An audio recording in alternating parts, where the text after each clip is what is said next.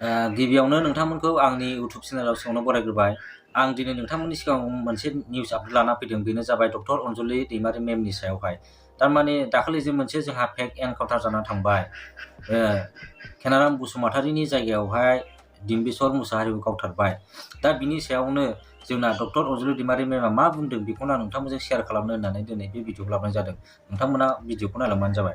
दा डक्टर अनजुलि दैमारि मेमा बुंदों जे गिबियावनो आं निमाहा बियो, मानोना 24 फेब्रुआरियाव जालांनाय गिख्रंथाव आरो सोंखारिजाथाव जाथायनि बागै सुलु लानो गोबां नाजासेयावबो आंनि नागारनो हायै पार्सनेल प्रब्लेमनि थाखाय थांनो हायाखै आरो दुखुथिया नखरजों गसंफानो हायाखै।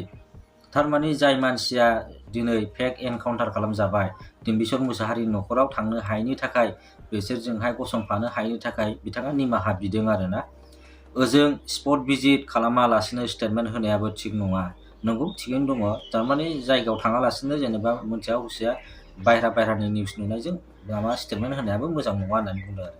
दासिम जेसेबां आफाद हान्जाफ्रा बे जाथायनि सायाव राव होगासिनो, बयनिसिमबो साबायखर बावहरबाय। थारमाने जाय बिथांमोनहा डिम्बिश्वर मुसाहारिनि नखरजों गसंथानानै दङ, जेरै जोंहा एग्जाम्पल हिसाबै कास्टम सारमोन दं, ओमफ्राय बिनि उनाव आमसुनि माखासे दैदेनगिरिफ्रा दिनै डिम्बिश्वर मुसाहारिनि नखराव फैनानैहाय गसंफाफैदों। बिनि थाखाय साबायखर होननानै बिथाङा बुंदों आरोना। जाथायनि बागै पुलिस बिफाननि सेराव गोबां सोंलुफोर दैखांनांगौ दं। थारमाने पुलिसफोरनावबो सोंथि सोंनांगौ दं आरोना। मानो बेबायदि एनकाउन्टार खालामखो? जेनेबा नोङो केनाराम बसुमतारीनि जायगायाव डिम्बिश्वर मुसाहारिखौ मारै गावथारखो? जेब्ला सिनायाबा मारै गावथारखो? नङा बे मोनसे गिदिर सोंलु आरो। नाथाय बे समाव आं बयनिसिमबो मोनसेल' खावलायनो हास्थायो, जाहाथे बयबो भइस होगासिनो थायो, नङाब्ला DNA टेस्टनि रिपर्टखौ मेनिपुलेट खालामनो हागौ।